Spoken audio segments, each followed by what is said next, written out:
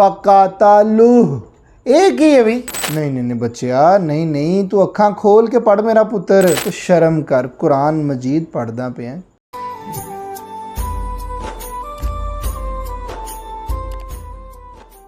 हाँ बई इंजीनियर पुत्र, सबक याद ही? ये वेख नहीं कल वर्गा ना सुनावी, जरा चंगे तरीके ना याद करके। चल शुरू कर। फ़क़ातलूह।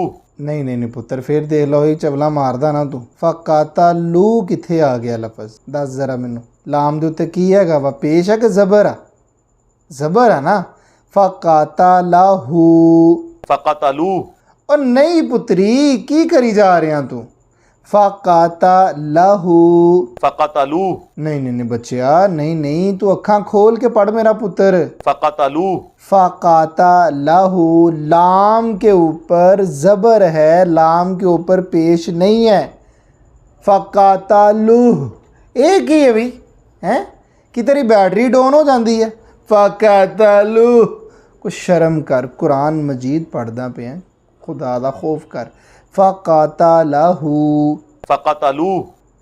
लै भी बड़े कुंद ज़ेन बच्चे भी सबक याद कर लेंदे ने, पर तेरी हड्डी ढीठ हैगी आ भी तेनू नहीं समझ आती।